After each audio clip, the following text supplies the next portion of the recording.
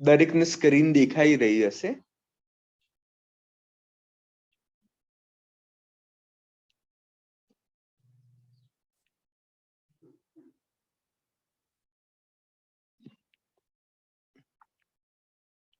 હવે સ્ટાન્ડર્ડ 6 નું પહેલું ચેપ્ટર છે કે ચાલો ઇતિહાસ જાણીએ. તો આ પુસ્તકનો ઉદ્દેશ્ય છે 1 મિનિટ વેઇટ. આ ચેપ્ટરનો મુખ્ય ઉદ્દેશ્ય જે છે કે તમને ઇતિહાસ વિશે પ્રોપર રીતે ઇન્ફોર્મેશન પ્રાપ્ત થાય.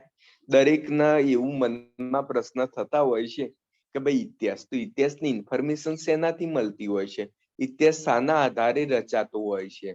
કદાચ પ્રાચીન ઇતિહાસની વાત કરીએ તો અત્યારે આપણે અગ્નિનો ઉપયોગ ડેલી રૂટીન લાઈફમાં ઉપયોગ કરતા હોઈએ છીએ. તો પહેલાના સમયમાં અગ્નિની શોધ ક્યારે થઈ? અગ્નિની શોધ થઈ તો અગ્નિનો મુખ્ય ઉદ્દેશ શું હતો? શોધ પાછળ થવાના કારણ શું હતા?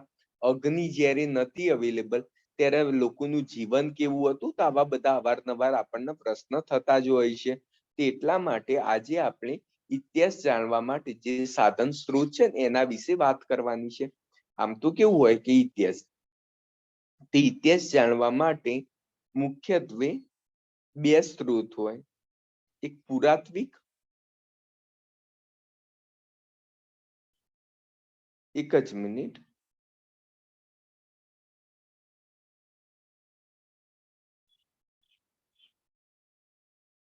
પુરાતત્વિક અને સેકન્ડ છે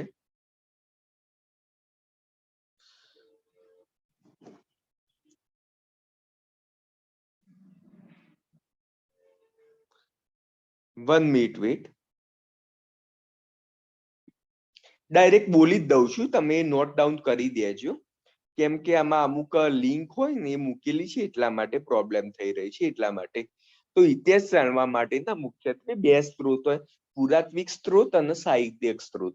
હવે પુરાતત્વિક એટલે કેવું કે ભાઈ જે પુરાતત્વના આધારે જે ઇતિહાસની ઇન્ફોર્મેશન મળી હોય એના પુરાતત્વિક સ્ત્રોતના આધારે, જેમ કે આપણે જોઈએ છીએ કે હડપ્પીયન સભ્યતા, તો હડપ્પીયન સભ્યતાની અંદર જે રિલેટેડ ઇન્ફોર્મેશન મળેલી છે એ માત્ર ને માત્ર પુરાતત્વિક સ્ત્રોતના આધારે જ મળી છે.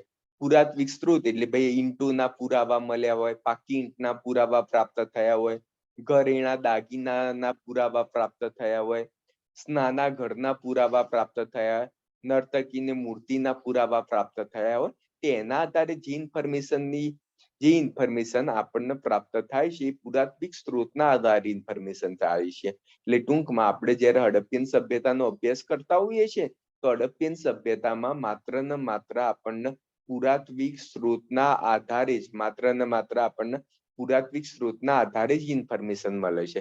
હડપ્પીયન સભ્યતાની અંદર લિપિ તો હતી, પરંતુ એ લિપિ આપણે હજી સુધી ઉકેલી શક્યા નથી. એના કારણે હડપ્પીયન સભ્યતામાં સાહિત્યિક સ્ત્રોત વિશે આપણને ઇન્ફોર્મેશન નથી મળતી. હવે અમુક ન થાય, સાહેબ તમે વાત કરી કે પુરાતત્વિક સ્ત્રોત અને સાહિત્યિક સ્ત્રોતની ઇમ્પોર્ટન્ટ કેમ છે. એક વસ્તુ સમજો, ધારો કે હડપ્પીયન સભ્યતાની અંદર આપણને નર્તકીની મૂર્તિ મળી છે. આપણને નર્તકીની મૂર્તિ જેવું લાગી રહ્યું છે તો આપણે ઇતિહાસ, હવે નર્તકીની મૂર્તિ આપણને એ જગ્યા પરથી પ્રાપ્ત થશે તો આપણે એવું આમ અનુમાન લગાવી શકીએ કે ત્યાં આગળ ભાઈ નાચગાનના લોકો ભાઈ શોખીન હશે.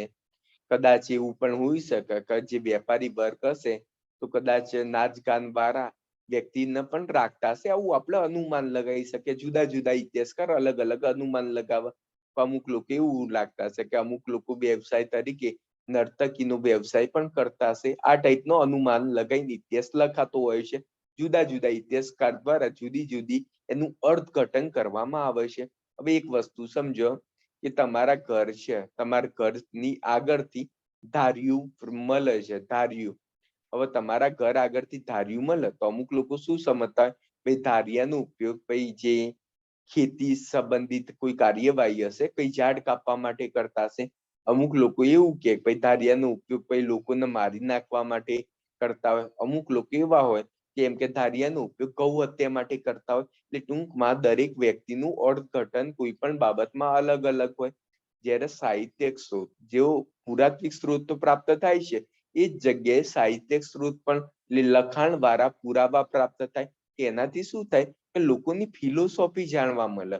ધારો કે સાહિત્યની અંદર લખેલું છે કે ભાઈ પહેલાના સમયે ભાઈ નર્તકી હતા, એ નર્તકીનો ભાઈ સાથે લોકો બહુ સારો એવો વ્યવહાર કરતા હતા, એની સેલેરી પણ સારી હતી, એ માત્ર ને માત્ર પોતાના કામ પૂરતા અને જયારે પૈસાની જરૂરિયાત હોય એટલા પ્રમાણમાં ભાઈ નર્તકીનો વ્યવસાય કરતા હતા, એ બહુ એજ્યુકેટેડ હતા. આનાથી શું થયું કે નર્તકી કેવી છે એની માનસિકતા વિશે ખબર પડી. એટલે ટૂંકમાં જ્યારે પણ આપણે કોઈ પણ યુગના ઇતિહાસ વિશે ઇન્ફોર્મેશન મેળવતા હોઈએ ત્યારે આપણને પુરાતત્વિક અને સાહિત્યિક સ્ત્રોત બંને વિશે ઇન્ફોર્મેશન ખબર હોવી જોઈએ. જો બંને વિશે ઇન્ફોર્મેશન ખબર હોય તો જ આપણે એને સ્પષ્ટ વિશે એનું એ યુગ વિશે આપણને સ્પષ્ટ પૂર્વક ઇન્ફોર્મેશન પ્રાપ્ત થાય. નહીં તો માત્ર ને માત્ર પુરાતત્વિક સ્ત્રોતના આધારે આપણને સારી એવી ઇન્ફોર્મેશન પ્રાપ્ત ના થાય. જે પણ ઇન્ફોર્મેશન પ્રાપ્ત થાય માત્ર એક ડાયમેન્શન એટલે અધૂરી ઇન્ફોર્મેશન પ્રાપ્ત થાય. એના કારણે આપણે સ્યોરિટી સાથે કઈ પણ વસ્તુ ના કહી શકીએ કે ભાઈ એ સમયે આ જ વસ્તુ બન્યું હતું, તો હડપ્પીયન સભ્યતામાં પણ આ જ વસ્તુ થયું છે. તો અહીંયા આગળ ઇતિહાસ જાણવાના સ્ત્રોત વિશે ઇન્ફોર્મેશન આપેલી છે. ભાઈ ઇતિહાસ જાણવાના સ્ત્રોત વિશે ઇન્ફોર્મેશન આપવામાં આવી છે. ચિંતને વર્તમાન પત્રમાં વાંચ્યું કે ગુજરાતના કચ્છમાં 4000 વર્ષ જૂનું શહેર મળી આવ્યું છે. તેને આશ્ચર્ય થયું કે આપણે કેવી રીતે જાણી શકીએ કે 4000 વર્ષો જેટલું જૂનું છે, તે કોને અને કેવી રીતે બાંધ્યું હશે, તેના લોકો કેવું ખોરાક ખાતા હશે, કેવા કપડાં પહેરતા હશે. તો આપણે ઇતિહાસ કેવી રીતે જાણી શકીએ? ઇતિહાસ જાણવા માટે આપણા જુદા જુદા સાધન છે. ઇતિહાસ જાણવાના અમુક સ્ત્રોત બતાવવામાં આવે છે. તો તાડપત્ર અને ભોજપત્ર.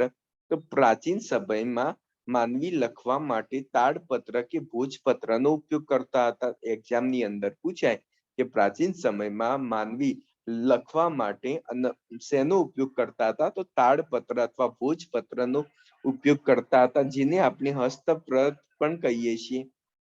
તાડપત્રો એટલે તાડના વૃક્ષના પર્ણ પર લખાયેલી હસ્તપ્રતો અને ભોજપત્ર એટલે હિમાલયના ભુજ નામના વૃક્ષોની પાતળી આંતરછાલ ઉપર લખાયેલા હસ્તપ્રતો. આમ તાડના પર્ણ પર અને ભુજ જેવા વૃક્ષોની છાલ પર તેઓ હસ્તપ્રત લખતા. તેમાંથી આપણને તેમની ભાષા અને જીવન જીવવાની પદ્ધતિની જાણકારી મળે છે. એટલે ટૂંકમાં તાડ અને ભુજ નામનું વૃક્ષ છે, એના પત્ર પાના ઉપર જે ઇતિહાસ લેખન કરવામાં આવતો હતો એને તાડપત્ર અને ભોજપત્ર કહેતા હોઈએ છે.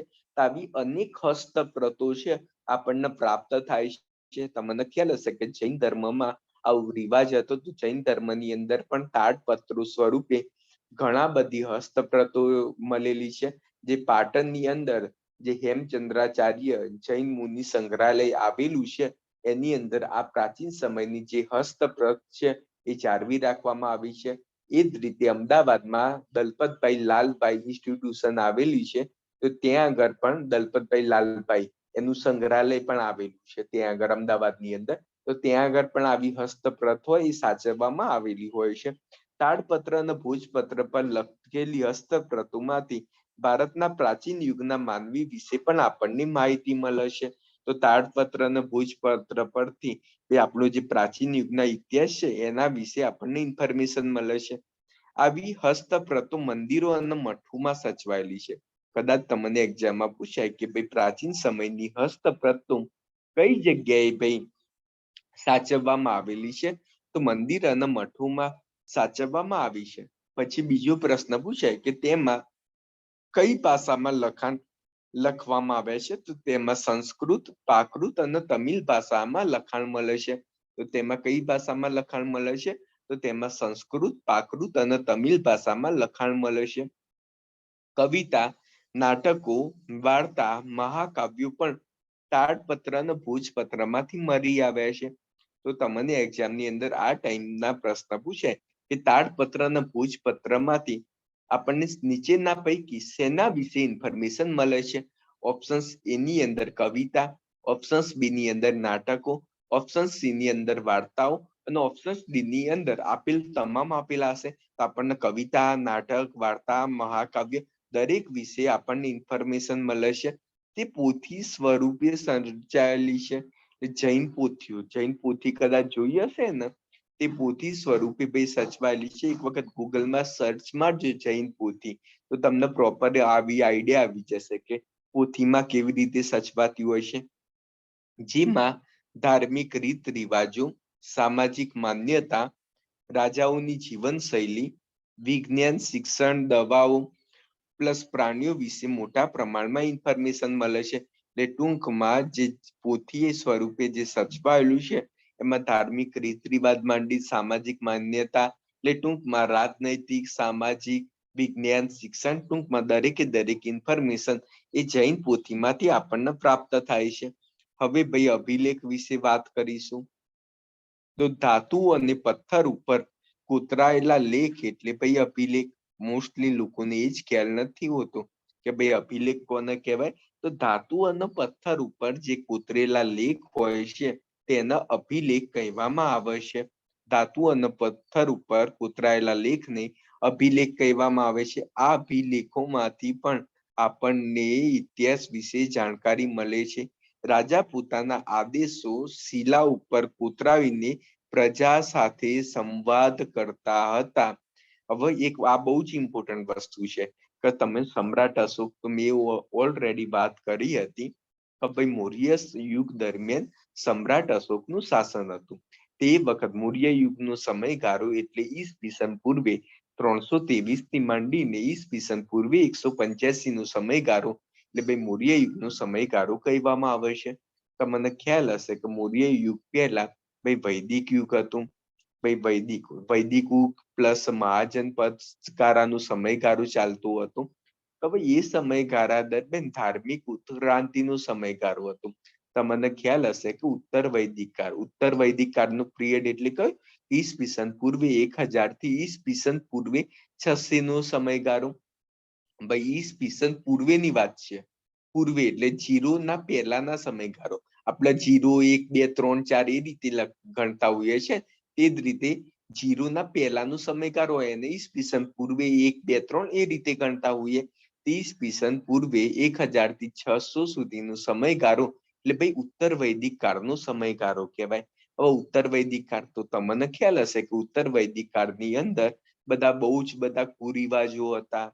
તમને ખ્યાલ ના હોય તો ભાઈ એમાં ઉત્તર વૈદિક કાળની અંદર માત્ર ને માત્ર બ્રાહ્મણો એને શ્રેષ્ઠ ગણવામાં આવતા હતા. જે શૂદ્ર લોકો છે તેમની જોડે બહુ ખરાબ બિહેવિયર કરવામાં આવતું હતું. જે વૈશ્ય લોકો હતા એમને પણ એટલું માન સન્માન નહોતું આપવામાં આવતું. તેના કારણે ભાઈ જે બધી કુરિવાજો કાઢ્યા હતા, જે યજ્ઞમાં બલિ ચડાવવાની જે પ્રથા કાઢી હતી, એના કારણે જે વૈશ્ય, જે વેપાર કરતા હોય, જે કૃષિ કરતા હોય તેમની જોડે પશુધન પણ ખૂટી ગયું હતું. એક જ મિનિટ આપણે શાંતિથી સમજીએ કે ઈસવીસન પૂર્વે 1000 થી ઈસવીસન પૂર્વે 600 નો સમયગાળો હતો. એના ઉત્તર વૈદિક કાળનો સમયગાળો કહેવામાં આવે છે. ઈસવીસન પૂર્વે 1000 માં લોખંડની શોધ થઈ હતી. હવે લોખંડની શોધ થાય તેના કારણે શું થશે કે ભાઈ જે વૃક્ષો આપણે પહેલા તો ભાઈ મોસ્ટલી જે વિસ્તાર હતો એ જંગલીય વિસ્તાર હતો. હવે આપણે એને ખેતી કરવી હોય, ખેતી લાયક વિસ્તાર બનાવવો હોય તો જંગલોને કાપવા પડશે.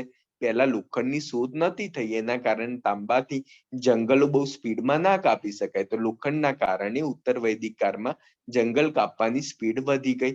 પરંતુ બ્રાહ્મણોએ કુરિવાજોની અંદર પશુ બલિ કરી. હવે એક સ્વાભાવિક વસ્તુ છે કે ખેતીની અંદર વિસ્તૃતતા આવી હોય, ખેતીની જમીનમાં વધારો થયો હોય તો ભાઈ ખેતર ખેડવા માટે બળદ હોય, પશુ હોય એની જરૂરિયાત પડે. પરંતુ બ્રાહ્મણ લોકોએ પશુ બલિની પ્રથા કરી હતી, ફરજિયાત કરી હતી. એના કારણે જે ખેતી કરતા હતા, જે વેપારી વર્ગ હતા, તેમની જોડે જે પ્રોપર રીતે જે પશુ હોય છે તેની અછત સર્જાઈ હતી. હવે એક વસ્તુ સિમ્પલ છે કે જો તમારા પશુની અછત સર્જાશે તો ભાઈ ખેતી કેવી રીતે ચાલશે. એટલા માટે એમની સ્થિતિ હોય, આર્થિક સ્થિતિ હોય એ પણ બહુ ખરાબ બની હતી. આર્થિક સ્થિતિ ખરાબ બને અને એક સિમ્પલ વસ્તુ છે કે જો વૈશ્ય લોકો, વેપારી વર્ગ પ્લસ શૂદ્ર લોકો એમની આર્થિક સ્થિતિ ખરાબ થઈ હોય, તે જે રાજાને ટેક્સ આપતા હોય તે ટેક્સ પણ ઓછો આપશે. તેના કારણે ઓટોમેટિક રાજાની પણ આર્થિક સ્થિતિ ખરાબ થશે. તો આવી ઘટના ઉત્તર વૈદિક કાળની અંદર જોવા મળી હતી. એટલા માટે જે વૈદિક ધર્મ છે એનો ભાઈ વિરોધ થયો અને જૈન અને બૌદ્ધ ધર્મનો ઉદ્ભવ થયો. અમુક લોકોને એવું લાગતું હશે કે ભાઈ માત્ર ને માત્ર જૈન અને બૌદ્ધ ધર્મનો જે સમય ઉદ્ભવ થયો, ભાઈ એવું નતું. જૈન અને બૌદ્ધ ધર્મ જેવા તો મિનિમમ 1000 જેવા અલગ અલગ ધર્મનો ઉદ્ભવ થયો હતો. આજીવક સંપ્રદાય, ત્રેટાટક સંપ્રદાય, ઇસ્કોન સંપ્રદાય, પછી ક્રિસ્મિયન સંપ્રદાય, આવા બહુ જ બધા અલગ અલગ નામ હતા સંપ્રદાય. એ ટાઈપના અલગ અલગ સંપ્રદાયનો ઉદ્ભવ થયો હતો. પરંતુ જૈન અને બૌદ્ધ ધર્મ એમને રાજકીય સંરક્ષણ સારું એવું મળ્યું હતું. એના કારણે એનો ફેલાવ બહુ થયો. હવે એક વસ્તુ સમજો કે આટલા બધા ધર્મનો ઉદ્ભવ એ સમયગાળા દરમિયાન થયો હોય, આટલા બધા બહુ જ બધા ધર્મ, તો ગલ્લીમાં વિસ્તાર વાઇઝ ધર્મ અલગ હોય તો અંદરો અંદર ધર્મના કારણે 100% સંપ્રદાયના કારણે 100% ભાઈ ઝઘડા તો થવાના જ છે. સિમ્પલ વસ્તુ છે કે તમે જે ગલીમાં રહો છો ત્યાં આગળ તમે હિન્દુ લો છો, બાજુમાં ભાઈ મુસલમાન રહેતા હોય, એની બાજુમાં ખ્રિશ્ચિયન રહેતા હોય, તો સ્વાભાવિક છે કે અંદરો અંદર કોઈ ધાર્મિક બાબતના કારણે ઝઘડા તો અવારનવાર થશે જ. આના કારણે રાજકીય અશાંતિ ફેલાય. હવે જો રાજકીય અશાંતિ આ રીતે ફેલાય તો ભાઈ રાજાનું જે રાજકીય સ્થિરતા ના જોવા મળે, રાજકીય સ્થિરતા ના જોવા મળે તો અર્થવ્યવસ્થાનો સારો એવો વિકાસ ના થાય. એટલા માટે જ સમ્રાટ અશોક, તો સમ્રાટ અશોક મહાન રાજા કેમ કહેવામાં આવે છે કે સમ્રાટ અશોકે ભારત અને વિશ્વનો એવો પહેલો રાજા હતો કે જે અભિલેખના મારફતે નીતિમત્તા એટલે ભાઈ નૈતિક જીવન જીવવાનો બોધ આપ્યો હતો. આમ મોસ્ટલી કેવું હતું, અભિલેખો તો ભાઈ ગ્રીક રાજાઓએ શરૂઆત કરી હતી. ગ્રીક રાજાઓ પોતે જે વિજય મેળવ્યા હોય ને તેના વખાણ કરતા ભાઈ અભિલેખ કોતરાવતા હતા. એટલે લાઈક કેવું, તમે કદાચ કોઈ પ્રદેશ જીતી લીધો છે, સૌરાષ્ટ્ર પ્રદેશ જીતી લીધો છે, તો તમે પોતાના વખાણ કરીને લખશો કે મેં તો સૌરાષ્ટ્ર જીતી લીધો હતો, મેં સૌરાષ્ટ્રના રાજાઓને જબરજસ્ત માર્યા હતા, બધા મારીને દોડાયા હતા, મેં એકલાથી 100 જણોને માર્યા હતા, મારી વાત ના થાય, આટલું બધું મેં ધન કમાવ્યું હતું. એટલે ટૂંકમાં પોતાના વખાણ કરતી બાબતો જ ગ્રીક રાજાઓ લખતા હતા. પરંતુ સમ્રાટ અશોક વિશ્વનો એવો પ્રથમ રાજા હતા કે એમને પોતાની પ્રજા સાથે ડાયરેક્ટ સંવાદ કરવાનો પ્રયત્ન અભિલેખ મારફતે કર્યો. એને ભાઈ એમના લોકોના જે એમની જે પ્રજા છે એમને સમજાવ્યું કે ભાઈ તમારે જીવનમાં ધર્મ કરતા ધમને મહત્વ આપવાનું છે. ધમ એટલે ભાઈ નીતિમત્તાને મહત્વ આપવાનું છે. તમારે ભલે અલગ અલગ સંપ્રદાય ધરાવતા લોકો રહેતા હોય, દરેકનું ભાઈ ઉદ્દેશ હોય છે તો ભાઈ એક જ છે કે સારું જીવન જીવવું, દરેકને ઇફેક્ટિવ વેમાં જીવન જીવવું, ઊંડાણપૂર્વક જીવન જીવવું, જેના કારણે આપણે ભાઈ આ પરમાત્માની આપણે પ્રાપ્તિ કરી શકીએ. પ્લસ જે જન્મ અને મરણ છે એના વ્યવહારમાંથી આપણે દૂર થઈ મોક્ષની પ્રાપ્તિ કરી શકીએ. આ દરેકના જીવનનો આ ટાઈપનો જ ઉદ્દેશ રહેતો હોય છે. હવે નૈતિક જીવન કેવી રીતે જીવવું, તેટલા માટે સમ્રાટ અશોકે અભિલેખની અંદર પશુ હિંસા નહીં કરવી, કોઈ ગરીબ લોકો હોય છે તેમને ભાઈ જમાડવું, પ્લસ કોઈ રસ્તામાં ચાલતા મુસાફિર હોય તેમના માટે પરબો બાંધવી, ભાઈ આપણે શહેરમાં ગામડા અથવા શહેર જે વખતના વિસ્તારમાં મેક્સિમમ હોસ્પિટલ બાંધવી, એકબીજા સાથે સારો વ્યવહાર કરવો, સત્યના દિશાને ભાઈ પ્રોત્સાહન આપવું. આ દરેકે દરેક જે નીતિમત્તા એટલે ટૂંકમાં નૈતિક ગુણો જેટલા બી અત્યારે આપણે ભણી રહ્યા છે, આ નીતિ શાસ્ત્રની અંદર જે ભણતા હોઈએ છીએ, ઈમાનદારી રાખવી, આ દરેકે દરેક વસ્તુ સમ્રાટ અશોકે એમના પ્રજાને શીખવાડવા માટે ભાઈ અભિલેખની સ્થાપના કરી હતી. તો ટૂંકમાં અભિલેખનો ઉદ્દેશ શું હતો કે ભાઈ પ્રજા જોડે પ્રજા સાથે સંવાદ કરવાનો હતો. ઓકે, હવે પ્રાચીન ભારતના અનેક રાજાઓ અને રાણીઓએ તેમના રાજ્ય, વિજય, ધર્મ અને સંસ્કૃતિની માહિતી આપવા માટે પણ અભિલેખ ઉપર અંકિત કરાવે છે. મેં ઓલરેડી વાત કરી, અમુક જે રાજાઓ છે પોતાના રાજ્ય, વિજય, ધર્મ અને સાંસ્કૃતિક માહિતી આપવા માટે, જેમ કે એહોલ અભિલેખ છે એ પુલકિશ બીજા વિશે ઇન્ફોર્મેશન આપે છે. પ્રયાગ પ્રશસ્તિ છે તે કોના વિશે ઇન્ફોર્મેશન આપે છે, એ મને કોમેન્ટ બોક્સમાં લખવાનું છે. પ્રયાગ પ્રશસ્તિમાં તમને કોના વિશે કયા રાજા વિશે ઇન્ફોર્મેશન મળે છે. આવા શિલાલેખ અને અભિલેખો ઉપર લખાયેલા લખાણ લાંબા સમય સુધી ટકી રહ્યા છે. અશોકના શિલાલેખો પણ ખૂબ જ જાણીતા છે. હવે તામ્રપત્ર ઉપર વાત કરીએ. તાંબાના પત્ર ઉપર કોતરીને લખવામાં આવેલું લખાણ એટલે ભાઈ તામ્રપત્ર. ભાઈ તાંબાના પતરા ઉપર જે કોતરીને જે લખાણ કરવામાં આવતું હોય એને તામ્રપત્ર કહેવાય. ગુજરાતમાં મૈત્રક વંશનો જે ઇતિહાસ વિશે ઇન્ફોર્મેશન પ્રાપ્ત થાય છે ને તેમાં મેક્સિમમ તામ્રપત્ર દ્વારા આપણને ઇન્ફોર્મેશન પ્રાપ્ત થતી હોય છે. તો આ બહુ યાદ રાખજો કે ગુજરાતમાં મૈત્રક વંશનું મેક્સિમમ કયા સ્ત્રોતના આધારે ઇન્ફોર્મેશન પ્રાપ્ત થાય છે. તો મૈત્રક વંશ વિશે આપણને તામ્રપત્ર વિશે ઇન્ફોર્મેશન પ્રાપ્ત થાય છે. ભાઈ મૈત્રક વંશ અમુક ને પાછું અંદરથી મગજમાં જતું હશે કે આ પાછું મૈત્રક વંશ કેવી રીતે આવ્યો. ભાઈ ટૂંકમાં ગુજરાત વિશે તમને થોડી ઘણી ઇન્ફોર્મેશન આપી દઈએ કે ગુજરાતમાં પેલા મૌર્યનું શાસન હતું. મૌર્ય પછી ભાઈ ગુપ્તાનું શાસન આવ્યું. પછી ગુપ્ત પછી તમને ખ્યાલ હશે કે ગુપ્ત પછી જ્યાં મૈત્રક વંશ છે ને એમનું શાસન આવ્યું હતું. ઈસવીસન 470 થી 788 સુધી ભાઈ મૈત્રક વંશનું શાસન હતું. પછી તમને ખ્યાલ હશે ત્યારબાદ કોનું આવ્યું ભાઈ 746 થી 942 સુધી ભાઈ ચાવડા વંશનું શાસન આવ્યું. જે વનરાજ ચાવડા છે એ લોકોનું શાસન આવ્યું 942 થી 1244 સુધી. 942 થી તમને ખ્યાલ હશે કે 1244 સુધી ભાઈ સોલંકી વંશનું શાસન આવ્યું અને 1244 થી 1304 સુધી જ્યાં સુધી ભાઈ સલ્તનત યુગનું શાસન નતું આવ્યું. અલાઉદ્દીન ખિલજીએ કર્ણદેવ વાઘેલા વંશના છેલ્લા રાજા અંતિમ રાજા નતો હરાવ્યો ત્યાં સુધી ભાઈ આપણા ત્યાં વાઘેલા વંશનું ભાઈ શાસન હતું. ઓકે, તો પછી સલ્તનત યુગ આગળ વધશે પછી મુગલ યુગ આવતો હોય છે. આ રીતે ગુજરાતની ક્રોનોલોજી રહી છે. તો જસ્ટ એટલું યાદ રાખજો કે તામ્રપત્રની મેક્સિમમ ઇન્ફોર્મેશન આપણે મૈત્રક વંશની ઇન્ફોર્મેશન તામ્રપત્રમાંથી મળે છે. અનેક રાજાઓ પોતાના વહીવટી તંત્ર અને દાનની માહિતી તામ્રપત્રો ઉપર પણ કોતરાવી દે છે. તો મૈત્રક વંશમાં આ જ વસ્તુ બન્યું હતું કે મૈત્રક વંશના જુદા જુદા રાજવીઓએ જે અલગ અલગ દાન કર્યા છે તે દાન પત્રો એ તામ્રપત્રોની અંદર કોતરાવ્યા હતા કે ભાઈ મેં બ્રાહ્મણોને વિહારનું દાન કર્યું છે. મેં જૈન સાધુ હોય છે તેમને પણ મેં રહેવા માટેના સ્થળની વ્યવસ્થા કરી છે. આ દરેકે દરેક વસ્તુ ભાઈ દાનપત્ર જે દાનની માહિતી છે એ તામ્રપત્રમાંથી મળી આવે છે.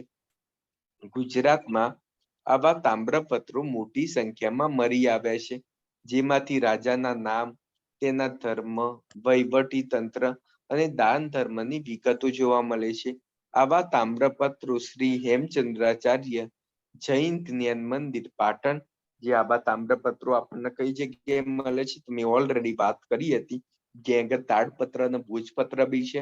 એ જ સંસ્થા ભાઈ હેમચંદ્રાચાર્ય જૈન જ્ઞાન મંદિર પાટણ ખાતે મળે છે. મોસ્ટ આઈએમપી પ્રશ્ન છે તમને એક્ઝામ ની અંદર એ રીતે પૂછાય કે હેમચંદ્રાચાર્ય જૈન જ્ઞાન મંદિર કઈ જગ્યાએ આવ્યું છે તો પાટણ ખાતે આવેલું છે. હવે તમારે મને કહેવાનું છે કે હેમચંદ્રાચાર્યનો જન્મ ક્યાં આગળ થયો હતો. ભાઈ હેમચંદ્રાચાર્યનું ભાઈ જન્મ ક્યાં થયો હતો. હેમચંદ્રાચાર્યનું બાળપણનું નામ શું હતું. ભાઈ હેમચંદ્રાચાર્યનું બાળપણનું નામ શું હતું. હેમચંદ્રાચાર્યના ગુરુનું નામ શું હતું. હેમચંદ્રાચાર્યના માતા પિતાનું નામ શું હતું. હેમચંદ્રાચાર્ય અને સિદ્ધરાજ જયસિંહ દ્વારા ભાઈ એક હાથી ઉપર વ્યાકરણ ગ્રંથની ભાઈ યાત્રા કાઢવામાં આવી હતી. તે હાથીનું નામ શું હતું. જે હાથી ઉપર વ્યાકરણ ગ્રંથની ભાઈ જે યાત્રા કાઢવામાં આવી હતી તે હાથીનું નામ પણ તમારે મને જણાવવાનું છે. ઓકે, હવે એ સિવાય એલડી ઇન્સ્ટિટ્યૂટ ઓફ ઇન્ડોલોજી જે એલડી ઇન્સ્ટિટ્યુશન છે તેના પરથી પણ આપણને ઇન્ફોર્મેશન પ્રાપ્ત થાય છે. એ સિવાય અમદાવાદમાં ભોજે અધ્યયન આવેલું છે. ભોજે ભવન આવેલું છે. તમને આ ભોજી ભવન આવેલું છે ને ત્યાં આગળ પણ ઇન્ફોર્મેશન મળે છે. એ રીતે જે મહાવીર જૈન આરાધના કેન્દ્ર કોબા છે ત્યાં આગળથી પણ તામ્રપત્રો સચવાયેલા છે. તો તમને એક્ઝામ ની અંદર પૂછાય કે મહાવીર જૈન આરાધના કેન્દ્ર કઈ જગ્યાએ આવેલું છે તો મહાવીર જૈન આરાધના કેન્દ્ર ભાઈ કોબા ખાતે આવેલું છે. હવે આપણને સિક્કામાંથી પણ ઇન્ફોર્મેશન મળે છે. તો સિક્કા પણ ઇતિહાસ જાણવાનું ખૂબ જ અગત્યનું સ્ત્રોત છે. સિક્કા પર રાજાનું નામ, તેના ધર્મ, સંસ્કૃતિ તથા તેના સમય વગેરેની માહિતી મળે છે. એટલે સિક્કામાં ભાઈ કેટલા ટાઈમથી ક્યાં સુધી ભાઈ શાસન કર્યું એના વિશે ઇન્ફોર્મેશન મળતી હોય છે. ભારતમાં ઈસવીસન પૂર્વે 5મી સદી, ઈસવીસન પૂર્વે 500માં પંચમાર્ક સિક્કા મળ્યા છે, જે સૌથી જૂના સિક્કા છે. એક્ઝામની અંદર પૂછે કે ભાઈ ભારતના સૌથી જૂના સિક્કા કયા છે? ભાઈ પંચમાર્ક સિક્કા છે. આ સિવાય ગ્રીક રાજા, મૌર્યકાળ, ગુપ્ત યુગમાં અનેક સોના ચાંદીના સિક્કા મળ્યા છે, જે તે રાજ્યની સામાજિક, ધાર્મિક, આર્થિક, રાજકીય માહિતી મળે છે. એટલે સિક્કા ધારો કે સિક્કા સોનાના હોય તો આપણને ખબર પડી જાય કે ભાઈ એ રાજ્યની આર્થિક સ્થિતિ બહુ સારી હતી. ભાઈ સિક્કા ભાઈ તાંબા કાંસાના હોય તો આપણને ખબર પડી જાય કે ભાઈ એ સમયે જે રાજ્યની છે આર્થિક સ્થિતિ ભાઈ ખરાબ હશે. હવે પંચમાર્ક સિક્કા કોને કહેવાય? તો અહીંયા આગળ જો પંચમાર્ક સિક્કા ના ઉદાહરણ આપેલા છે, બતાવેલા છે. પંચમાર્ક સિક્કાઓ આ જોયા છે ને, પંચમાર્ક સિક્કાઓ તો ધાતુના ટુકડાઓને છાપ ઉપસાવવા બીબામાં મૂકી દબાણ આપી બનાવતા સિક્કા એટલે પંચમાર્ક સિક્કા તરીકે ઓળખાય છે.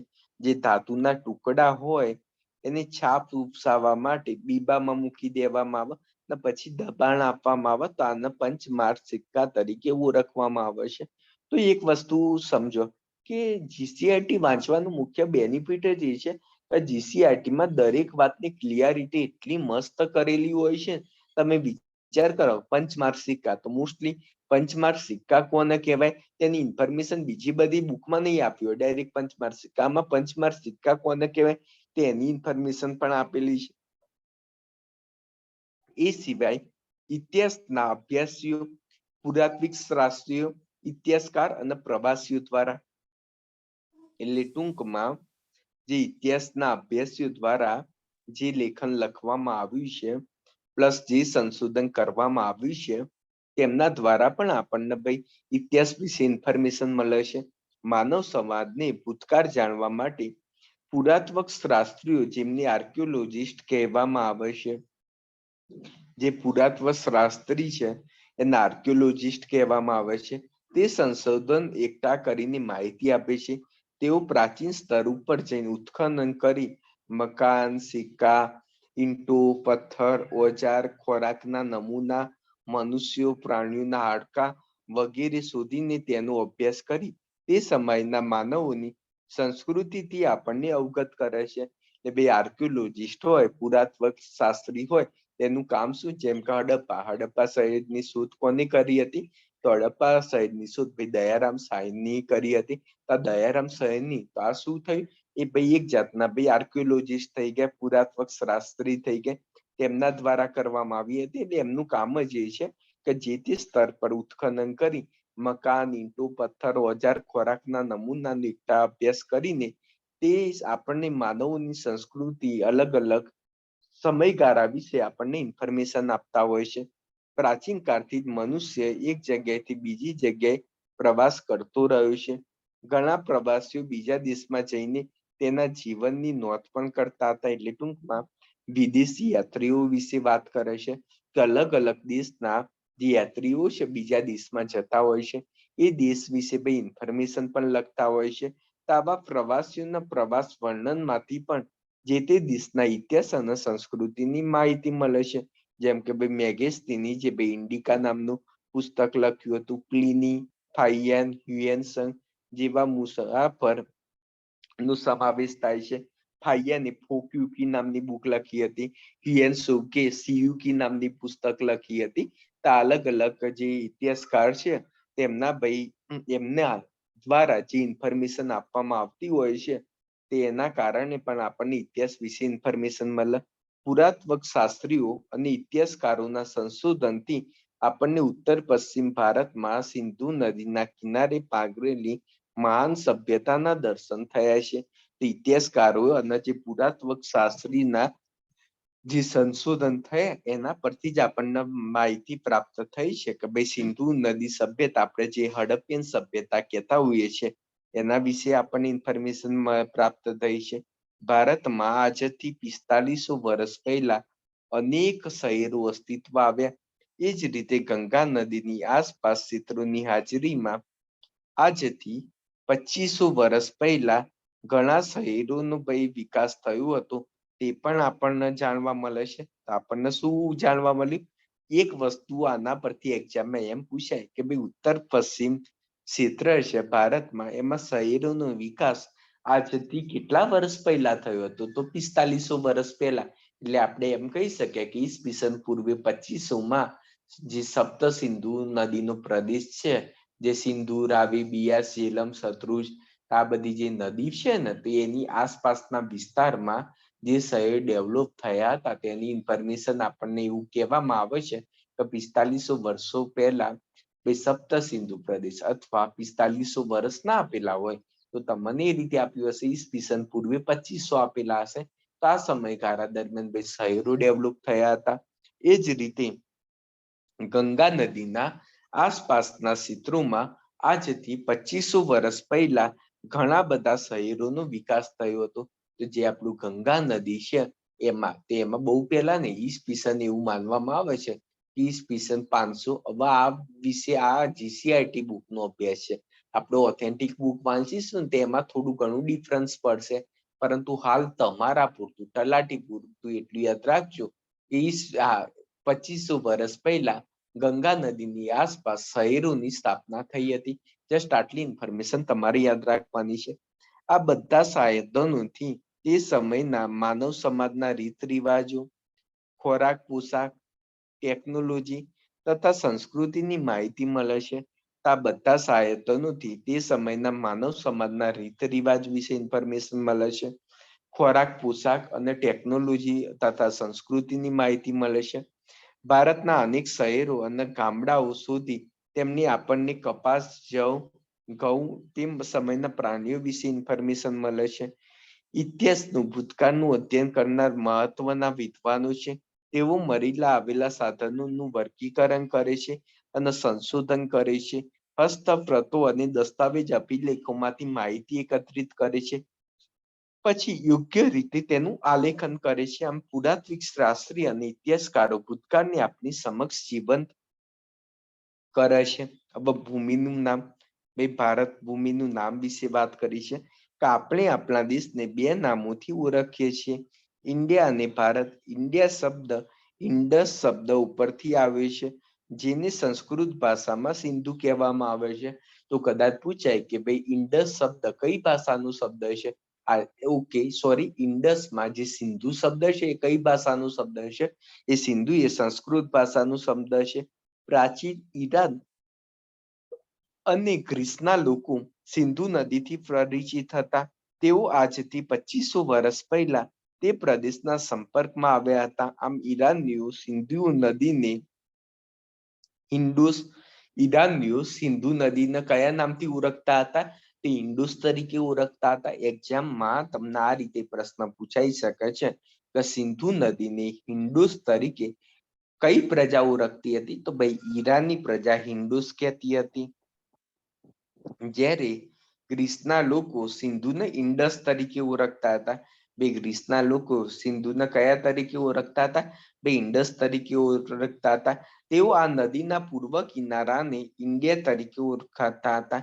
તો જે સિંધુ નદી આવેલી છે તો એનો જે પૂર્વ કાંઠો હોય ને, જે સિંધુ નદીનો જે પૂર્વ કાંઠો, તો એ નદીના પૂર્વ કાંઠાને ભાઈ ઇન્ડિયા તરીકે ઓળખતા હતા. તો આપણે યાદ રાખવું છે કે સિંધુ નદીનો જે પૂર્વ કાંઠો છે ઇન્ડિયા તરીકે ઓળખવામાં આવતું હતું.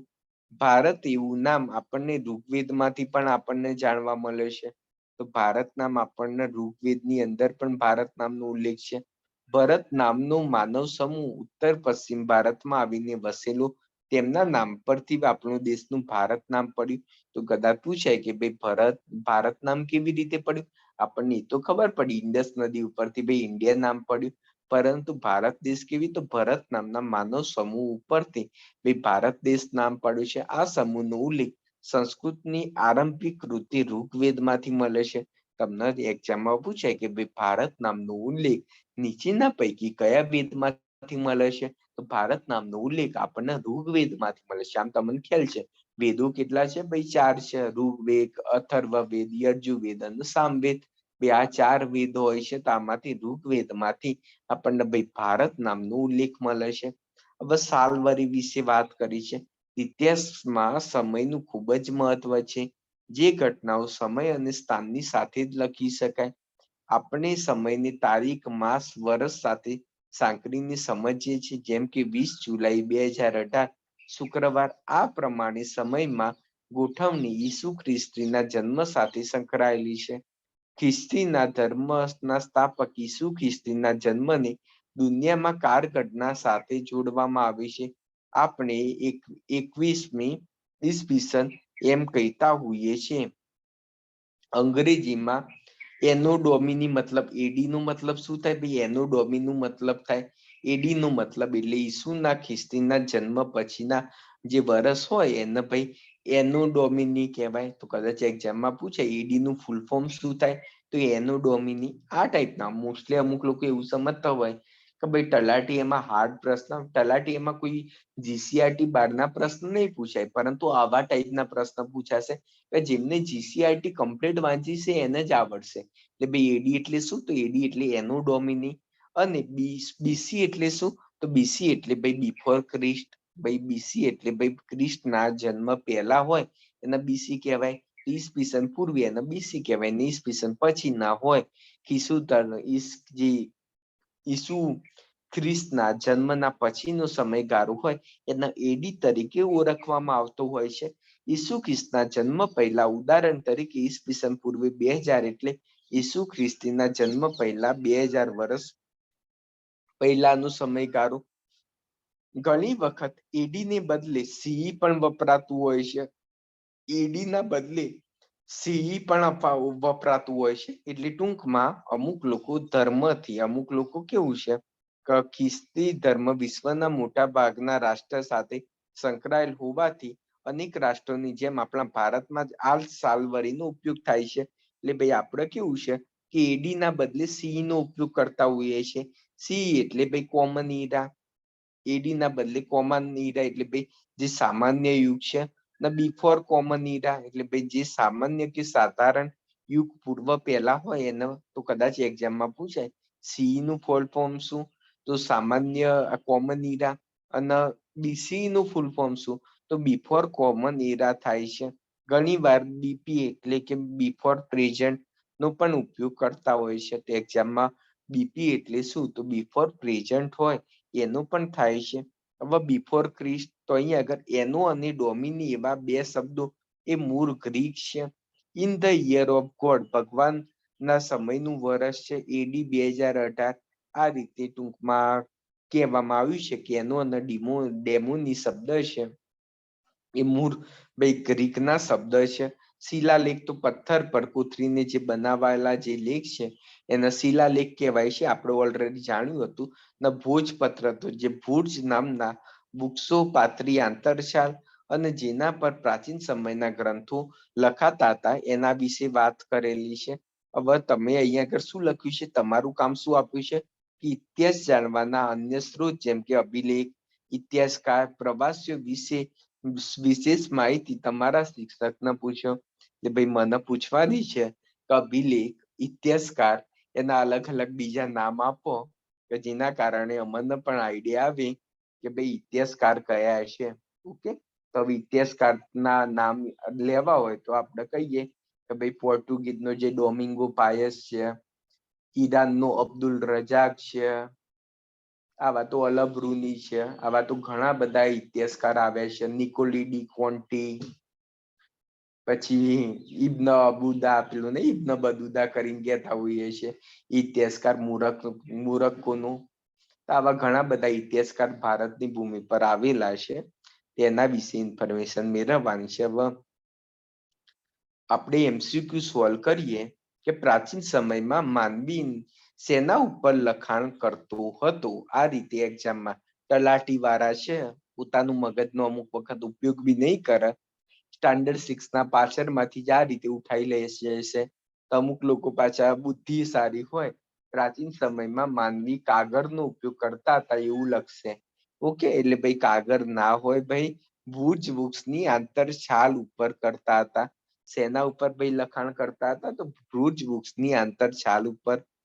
પ્રાચીન ઇતિહાસમાં જાણવાનું માટેનો સ્ત્રોત કયો નથી? તો આપણા અભિલેખો, તામ્રપત્ર અને ભોજપત્ર. હવે એક વસ્તુ ધ્યાન રાખો, જ્યારે પણ તમે પ્રશ્ન વાંચો ત્યારે પૂરેપૂરો વાંચજો. અમુક લોકો પાછું કેવી ટેક હોય, નીચેના પૈકી કયો પ્રાચીન ઇતિહાસ જાણવા માટેનો સ્ત્રોત? તો તરત ના તરત અભિલેખ ટીક કરીને આવી જશે. પછી ના ના મેં તો સાચું કરીને આવ્યા છે. એટલે ભાઈ વાંચતો ખરા, કયો સ્ત્રોત નથી કે છે એ વાંચવાનું છે. ભાઈ તમને નથી પૂછ્યું તો ભાઈ વાહનો એ પ્રાચીન ઇતિહાસ જાણવાના સ્ત્રોત નથી. નીચેનામાંથી કયા લખાણો લાંબા સમય સુધી ટકી રહેશે? ભાઈ નીચેમાં કયા લખાણો ભાઈ લાંબા સમય સુધી ટકી રહેતા હોય છે? જાણ્યું હતું ને કે નીચેના પૈકી કયા લખાણો લાંબા સમય ઉપર ટકી રહેતા હોય છે? ભાઈ સમ્રાટ અશોકના અભિલેખ આજે પણ આપણને જોવા મળે છે. સમ્રાટ અશોકના અભિલેખ હોય ને એ લાંબા સમય સુધી ટકી રહેશે. ઓકે, તમારા ત્યાં વરસાદની સ્થિતિ કેવી છે? અમારા અહીંયા આગળ તો બહુ જબરજસ્ત વરસાદ પડી રહ્યો છે. વરસાદની ગંભીર અવસ્થા છે. વાઈફાઈ બધું બંધ થઈ ગયું છે. એટલી ખરાબ કન્ડિશન ચાલી રહી છે. તો તમારે ત્યાં વરસાદ કેવો પડી રહ્યો છે? કોમેન્ટમાં જણાવજો. ઓકે, તો પહેલું ચેપ્ટર આપણે ભણી લીધું છે. ઇતિહાસના સ્ત્રોત વિશે આપણે જાણી લીધું છે. હવે આદિ માનવથી સ્થાયી જીવનની સફર. ભાઈ આદિ માનવથી આપણે સ્થાયી જીવનની સફર કરવાની છે. ભાઈ આદિ માનવ એટલે શું? કે ભાઈ એમના ખોરાકની શોધમાં બાપરા ભટકતું જીવન જીવતા હતા. આજે આ જંગલમાં ખાધું, આ ઝાડ પર રહ્યા, કાલ ઉઠીને ભાઈ બીજી જગ્યાએ રહેશે. એટલે ટૂંકમાં એમનું જીવન ભાઈ ભટકતું હતું. તો હવે થોડી ઘણી આપણે ઇન્ફોર્મેશન મેળવી લઉં. ખાલી એક કોન્સેપ્ટ કહીશ, ખાલી આટલું તમે સમજી જશો. એટલા માટે તમને આદિમાનવથી સ્થાયી જીવન સુધીની સફર હોય એ તમને આવડી જશે. હવે તમને ખ્યાલ જ છે કે ભાઈ માણસ તો પેલા વાંદરો જ કહેવાય. ભાઈ ધીરે ધીરે પરિસ્થિતિ બદલાતા પછી ચાલતો થયો. આદિમાનવની અંદર ભાઈ એની કન્ડિશન સુધરી. હવે એના માટે એક વસ્તુ સિમ્પલ છે કે અમુક લોકોને એવું થતું હોય કે પેલા માણસ છે ને એ 4 પગમાં ચાલતો હતો. પેલા માણસ હોય જે વાંદરું જે રીતે ચાલે ને 4 પગમાં, એ રીતે આપણે પણ 4 પગની અંદર ચાલતા હતા. પરંતુ દુષ્કાળની સ્થિતિ આવી. હવે એક સિમ્પલ વસ્તુ છે કે જ્યારે દુષ્કાળની સ્થિતિ આવે, જ્યારે જંગલોમાં ના રહેતા હોય, આપણે લાંબુ અંતર કાપવું હોય ત્યારે 4 પગે જે કાપીએ ને તો એ લાંબુ અંતર આપણે ડિસ્ટન્સ ના કાપી શકાય. એટલા માટે ધીરે ધીરે માણસને પોતાની જરૂરિયાત સમજાય અને ધીરે ધીરે 4 પગમાંથી હાથ અને પગના ચાલવાના બદલે 2 પગથી ચાલતો થયો. પહેલા તો તમને ખબર હોય, ઝાડ ઉપર ચડવું હોય તો 4 નો ઉપયોગ કરવો પડે. વાંદરાની જેમ ભાઈ આપણે કરવું પડે. પરંતુ આપણે લાંબુ ડિસ્ટન્સ કવર કરવું હોય તો વાંદરાની જેમ વસ્તુ યોગ્ય ના રહે. 2 પગે કવર કરીએ તો આપણને વધુ વસ્તુ. હવે ઘાસના મેદાનોની અંદર આપણને ચાલવું છે, ઘાસનું મોટા છે મેદાન, તો ઘાસની અંદર આમ 4 પગની રીતે ચાલીએ તો ઘાસની અંદર આપણે ઢંકાઈ જઈએ. સામે કોણ અપડાય એ પણ આપણને ખબર ના પડે. તેના કારણે આપણે જો ડાયરેક્ટ ચાલીએ કે ભાઈ ઉભા રીતે ચાલીએ તો ભાઈ બેઉ બેનિફિટ પણ થાય ને. ઓકે, એટલા માટે તો એ ધીરે ધીરે 2 પગ ઉપર ચાલતો થાય. હવે એક વસ્તુ સમજો કે જ્યાં સુધી ખોરાકની શોધ ના થાય, કૃષિની શોધ ના થાય, ત્યાં સુધી કોઈ પણ પ્રજાનું જીવન એ સ્થાયી જીવન ના થાય. એટલા માટે સ્થાયી જીવન જીવવા માટેની ભાઈ પહેલી ફરજ અથવા પહેલી કન્ડિશન એ છે કે ભાઈ કૃષિની શોધ થવી. જો કૃષિની શોધ થશે તો જ ભાઈ સ્થાયી જીવનની પ્રાપ્તિ થશે. ભાઈ કૃષિની જ્યાં સુધી શોધ નહીં થાય ત્યાં સુધી ભાઈ સ્થાયી જીવન તો થવાનું જ નથી. તમને સમજાય છે ને કે કૃષિની શોધ એટલી ઇમ્પોર્ટન્ટ છે. જો કૃષિની શોધ થતી હોય તો આજુબાજુ ભાઈ ભટકતું જીવન તમારે જીવવું નહીં પડે. તમારે જે પણ વસ્તુ ખાવી હોય તો તમે ભાઈ ખેતરમાંથી ખાઈ લેશો. તેના કારણે વસવાટ ઊભી થાય. એટલા માટે આદિ માનવથી સ્થાયી જીવન સુધીની સફર વિશે અભ્યાસ કરવાનું છે. અહીં આગળ જયવીર તેના પરિવાર સાથે ગાંધીનગરથી જામનગર ટ્રેનમાં જઈ રહ્યો હતો. બારી પાસે બેસીને તેની રસ્તામાં વૃક્ષ, બળદગાડા, ઊંટ લારી, રિક્ષા, બસ, ટ્રક, ટ્રેક્ટર જોયા. તેને કાકાને પૂછ્યું કે આ વાહન વ્યવહાર ક્યારથી શરૂ થયો? તો તેના કાકાએ તેની પીઠ ઉપર હાથ મૂકીને કહ્યું કે આપણે જે રેલવેમાં મુસાફરી કરીએ છીએ એ ભારતમાં આશરે 150 વર્ષથી ચાલે છે. તું જે વાહનોના રસ્તા પર જુએ છે તેમાં બળદગાડા સૌથી જૂના છે. તે પહેલા હજારો વર્ષો પહેલા માનવી પાસે આવવા જવા માટેના કોઈ સાધન નહોતા. તે એક સ્તરથી બીજા સ્તરે પગપાળા જતા હતા. એટલે હવે આદિમાનવ ભટકતું જીવન. આદિમાનવો એટલે ખૂબ જૂના સમયના માનવો. આદિમાનવ એટલે ખૂબ જૂના સમયના માનવો. જે આપણી ઓસ્ટ્રેલાઇડ એટલે જે નિષાદ પ્રજા છે એને આપણે આદિમાનવ કહેતા હોઈએ છીએ. આ ભૂમિના મૂળ લોકો કહેતા હોઈએ છીએ.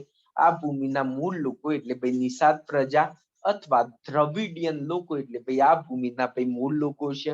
આશરે 20 લાખ વર્ષો પહેલા આદિમાનવો ભટકતું જીવન જીવતા, શિકાર કરીને પોતાનો સમય વ્યતીત કરતા. માનવીના આ અવસ્થાને હન્ટર અને ગેધર્સ કહેવાય છે. શિકાર કરવો અને એકઠું કરવું એમનું કામ કરી કહેવાય છે. આદિમાનવની જે માનવીની આ અવસ્થા અથવા ટૂંકમાં આદિમાનવ અવસ્થાને શું કહેવાય છે કે માનવીનું હન્ટર અને ગેધર્સ કહેવામાં આવે છે. તેઓ હરણ જેવા જંગલના પ્રાણીઓ, માછલી અને પક્ષીઓનો શિકાર કરીને તેમજ કંદમૂળ અને ફળોને એકત્રિત કરીને ખોરાક મેળવતા. તેઓ હરણ જેવા જંગલના પ્રાણીઓ, માછલીઓ અને પક્ષીઓનો શિકાર કરતા તેમજ કંદમૂળ અને ફળો પણ ખાતા હતા. જો કે આ બધું સરળ નહોતું. ક્યારેક જંગલી પ્રાણીઓ આદિમાનવો પર હુમલો કરતા. વળી દોડવામાં ખૂબ ઝડપી હોવાથી કેટલાક પ્રાણીઓ સરળતાથી આદિમાનવોના હાથમાં આવતા પણ નહીં. એટલે ખોરાકની શોધમાં આદિમાનવ એક સ્તરેથી બીજા અને બીજા સ્તરેથી ત્રીજા સ્તરે ભટકતા હતા. માનવી આ સમયે કયા ફળ કે કંદમૂળ ખાવા અને કયા ન ખાવા એનું પણ જ્ઞાન નહોતું. કારણ કે ઘણી વનસ્પતિઓ ઝેરી હોવાના કારણે માણસનું આદિમાનવ છે એમનું મૃત્યુ પણ થતું હતું. હરણ, ઘેટા, બકરા જેવા પ્રાણીઓને સરળતાથી મારી શકતા હોવાથી આદિમાનવીઓ તેમને શોધવા માટે એક જગ્યાએથી બીજા જગ્યાએ ભટકતા હતા. વળી પાણી જીવનની જરૂરિયાત હોવાથી જ્યાં પાણી મળી રહેતું હતું ત્યાં આગળ આદિમાનવો રહેતા હતા. તો જ્યાં આગળ પાણી મળી રહેતું હશે ત્યાં આગળ આદિમાનવો રહેતા હશે. અવાજ તો બરોબર આવી રહ્યું છે ને? અવાજ તો બરોબર આવી રહ્યું છે? એકવાર કોમેન્ટમાં જણાવજો.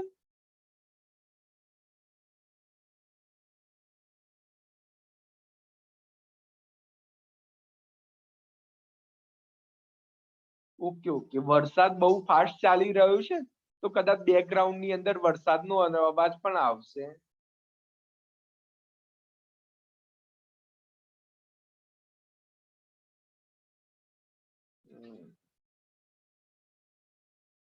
ઓકે ઓકે, કઈ વાંધો નહીં. હવે ભારતમાં આદિમાનવના વસવાટ સ્થળો.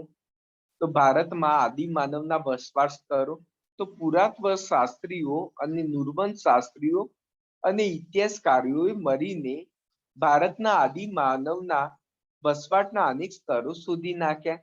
સાથે તેઓ જે ઓજારો વાપરતા હતા તેની માહિતી પણ શોધી કાઢી છે. તેઓ પથ્થર અને લાકડાના હથિયારો અને ઓજારોનો ઉપયોગ કરતા હતા.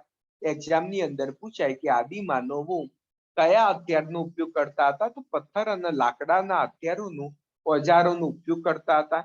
ક્યારેક હાડકાના ઓજારોનો પણ ઉપયોગ કરતા હતા. તો પથ્થર, લાકડા અને હાડકાના ઓજારોનો ઉપયોગ કરતા હતા.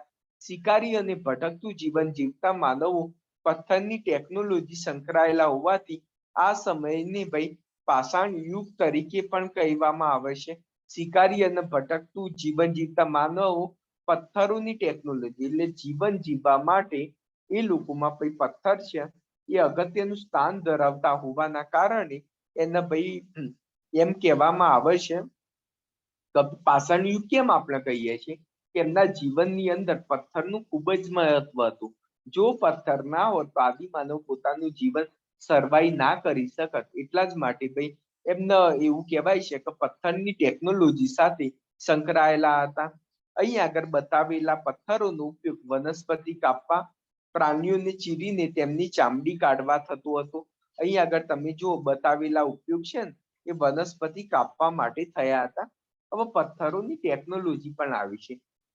જે તમે કદાચ પાષાણ યુગ વિશે ઇન્ફોર્મેશન મેળવશો તો પાષાણ યુગમાં જેમ જેમ વિકાસ થતો જાય છે, જેમ પાષાણ યુગમાં વિકાસ થતો જાય છે એમ પાષાણ જે પથ્થરની સાઈઝ છે ને એ નાની થતી જાય છે. તો જેમ પાષાણ યુગનો વિકાસ થશે એમ પથ્થરની સાઈઝ પણ 1 મિનિટ વેટ કરજો.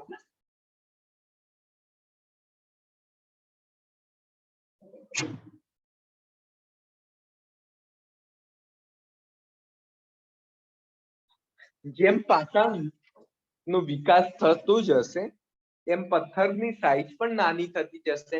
પહેલા આદિમાનવ બહુ જ મોટા પથ્થરનો ઉપયોગ કરતા હતા, પરંતુ ધીરે ધીરે એ પથ્થરની સાઈઝ ઘટાડી નાના પથ્થરનો એ લોકો ઉપયોગ કરવા માંડ્યા. જેના કારણે કોઈ વ્યક્તિને નાના અને અણીદાર પથ્થર કોઈને આસાનીથી મારવા હોય તો પણ મારી શકાય. એટલા માટે તમે જુઓ કે પહેલા પથ્થરનો ઉપયોગ કેવું કરતા હતા, પછી ઉપયોગ કેવું કરવા માંડ્યા ને પછી એકદમ ધારદાર અને અણીદાર પથ્થરનો ઉપયોગ કરવા માંડ્યા. એટલા માટે ભાઈ એક ચક્કુ જેવું જ કામ કરે. આદિમાનવો વૃક્ષની છાલ અને પ્રાણીઓની ચામડાને શરીરમાં કાઢવા માટે પણ ઉપયોગ કરતા હતા.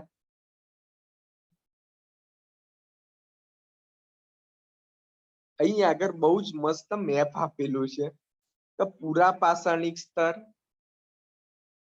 પૂરા પાષાણિક સ્તર, નવ પાષાણિક સ્તર. તો નવ પાષાણિક સ્તર, તો નવ પાષાણિક સ્તર છે ને એમાં ખેતીની શરૂઆત થઈ હતી. એટલા માટે નવ પાષાણિક સ્તર કહેવામાં આવે છે. તો નવ પાષાણિક સ્તર વિશે પણ ઇન્ફોર્મેશન આપેલી છે.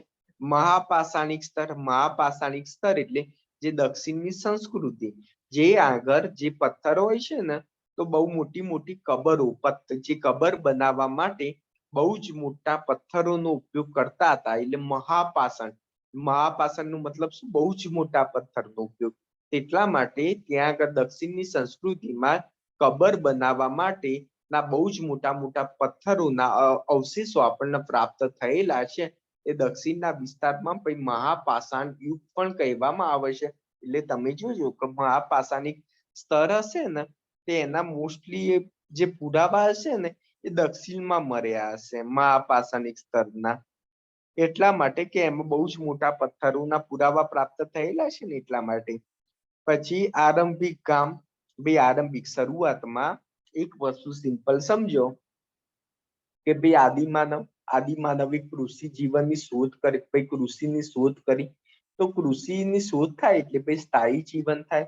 સ્થાયી જીવન થાય એટલે બધા આદિમાનવો એક જગ્યાએ ભાઈ વસવાટ કરે. તેનાથી શું થાય? ભાઈ નાના ગામડા રચાય. જેમ જેમ રીતે ભાઈ કૃષિ સરપ્લસમાં આવે, કૃષિ અધિશેષમાં આવે એટલે ટૂંકમાં જેટલા લોકોને કૃષિની જરૂરિયાત છે એના કરતા કૃષિનું ઉત્પાદન વધી જાય. ત્યારે પછી આપણે બે કામ કરીએ. એક વસ્તુ સમજો કે તમારા ખેતરમાં, તમારા ગામના ખેતરમાં કુલ 100 ટન અનાજ ઉત્પન્ન થાય છે. તમારા ગામની અંદર 50 ટન અનાજની જરૂરિયાત છે. તો પછી 50 ટનનું તમે બે ઓપ્શન છે.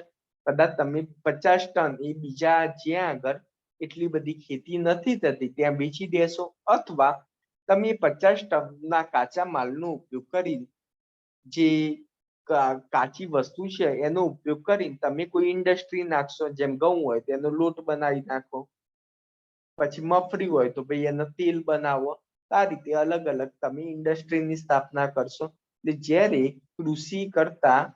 કૃષિમાં કામ કરતા લોકો કરતા ગેર કૃષિ કામ એટલે ભાઈ ઉદ્યોગ સાથે સંકળાયેલા લોકોની જ્યારે સંખ્યા વધી જાય ત્યારે ધીરે ધીરે શહેરની નિર્માણ થતું હોય છે. શહેર માટે ઘણી બધી સંકલ્પના છે. એટલે ટૂંકમાં પછી ધીરે ધીરે ગામડામાંથી ભાઈ શહેરની સ્થાપના થતી જશે, સંખ્યામાં વધારો થતો જશે. એ રીતે શહેરની સ્થાપના થશે. તો અહીં આગળ બતાવેલા છે કે ભાઈ પૂરા પાષાણિક સ્તર એટલે કયું? તો અહીંયા આગળ ભીમબેટકા છે, જે ભીમબેટકા એ એમપી માં આવેલું છે. ત્યાં આગળ સૌ પ્રથમ ચિત્રના પુરાવા હોય ને, પથ્થર ગુફામાં ચિત્ર દોરવાના પુરાવા હોય ને, આપણને ભીમબેટકામાંથી મળેલા છે. ઓકે, તો પછી એ સિવાય કુર્નૂલની ગુફા, આ કુર્નૂલની ગુફાઓ આંધ્રપ્રદેશમાં આવેલી છે. તો અહીંયા આગળ કુર્નૂલની ગુફા કદાચ એક્ઝામમાં પૂછાય. ભીમબેટકા કઈ જગ્યાએ આવેલું છે? તો એ એમપી માં આવેલું છે. ભીમબેટકા કયા સમયનું સ્તર છે? તો પૂરા પાષાણિક સ્તર છે. ભાઈ પૂરા પાષાણિક સ્તર છે. ઓકે, કદાચ કુર્નૂલની ગુફા કયા સમયગાળાનું સ્તર છે? તો ભાઈ કુર્નૂલની ગુફા એ પૂરા પાષાણિક સ્તર છે. પછી નવપાષાણિક સ્તર, તો જે નવપાષાણિક સ્તર તો જે જમ્મુ કાશ્મીરમાં જે બુર્જોમાં આવેલું છે, બિહારની અંદર જે ચિરાદ આવેલું છે, અહીંયા આગળ જે મહાગઢ અને કુલડી હવા આવેલું છે, એ સ્તર છે ને, તો એ બધા નવપાષાણિક સ્તરની અંદર આવે છે. અહીંયા આગળ હુલ્લુર આવેલું છે, કર્ણાટકમાં હુલ્લુર આવેલું છે. આંધ્રપ્રદેશનું પેયમપલ્લી આવેલું છે, આંધ્રપ્રદેશનું પેયમપલ્લી આવેલું છે, એ સ્તર પણ ગણાતું હોય છે.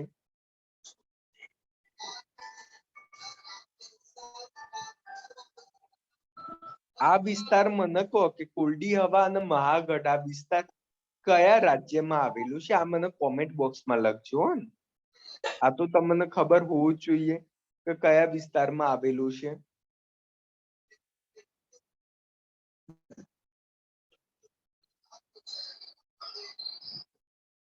એ રીતે આરંભિક ગામ તો ઈનામ ગામ આવેલું છે. મહારાષ્ટ્રમાં ઈનામ ગામ આવેલું છે ને, ત્યાં આગળ આવેલું છે. ના આધુનિક શહેર તો મુંબઈ, કોલકાતા એ બધા આધુનિક શહેરો બતાવેલા છે. આ દરેકે દરેકના નામ યાદ રાખજો હો ને.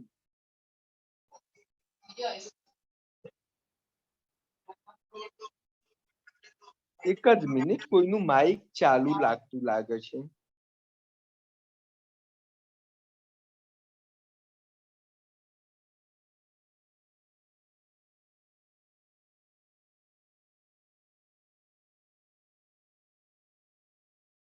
વન મિનિટ વેઇટ કરજો.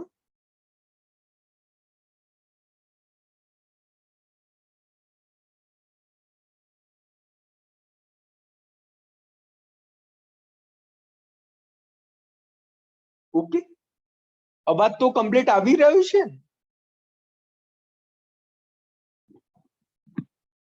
જે સારા અને મોટા પ્રમાણમાં પથ્થરો, લાકડા અને પાણી મળી રહે તેવા સ્થળોએ આદિમાનવ રહેવાનું પસંદ કરતા હતા. વરસાદ અને જંગલી પ્રાણીઓથી પોતાનું રક્ષણ કરવા માટે તેઓ પ્રાકૃતિક ગુફામાં રહેતા હતા. મધ્યમાં વિંધ્ય પર્વતમાળામાં આવી અનેક જગ્યાઓ મળી રહી છે. એટલે ટૂંકમાં આદિમાનવ કઈ જગ્યાએ રહેતા હતા? તો આદિમાનવ ગુફામાં રહેતા હતા. તો અહીંયા આગળ જોઈ શકો છો કે મધ્ય ભારતમાં વિંધ્ય પર્વતમાં આવી અનેક જગ્યાઓ છે. નર્મદા નદીની આસપાસ પ્રદેશોમાંથી મળી આવી છે. જેમ કે એમપીના ભીમબેટકામાં આદિમાનવ વસવાટ માટેનું ઉત્તમ સ્તર આપણને મળી આવ્યું છે. તો કદાચ પૂછાય કે ભીમબેટકા કયા રાજ્યમાં આવેલું છે? તો મધ્યપ્રદેશમાં આવેલું છે. તેની ગુફામાં આદિમાનવે દોરેલા પક્ષીઓ, હરણ, લાકડાના ભાલા, વૃક્ષો અને માનવોના લગભગ 500 જેટલા ચિત્ર મળી આવે છે. તેમજ પ્રાકૃતિક રંગ વડે દોરેલા છે. એટલે ટૂંકમાં આપણને ચિત્રકલાનો સૌ પ્રથમ નમૂનો છે એ એમપીના ભીમબેટકામાં આપણને પ્રાપ્ત થાય છે.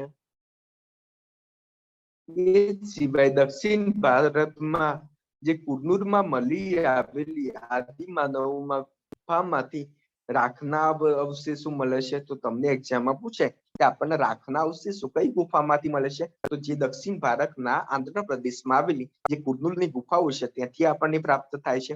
જે દર્શાવે છે કે તે વખતે એ લોકો અગ્નિથી પરિચિત હતા. આજથી 11,000 વર્ષ પહેલા માનવી અગ્નિનો ઉપયોગ કરવા લાગ્યો હતો. એક્ઝામમાં મોસ્ટ આઈએમપી પ્રશ્ન છે કે માનવી કેટલા વર્ષ પહેલા ભાઈ અગ્નિનો ઉપયોગ કરવા લાગ્યો હતો? તો માનવી 11,000 વર્ષ પહેલા અથવા ઈસવીસન પૂર્વે 9,000 માં ભાઈ અગ્નિની શોધ થઈ હતી.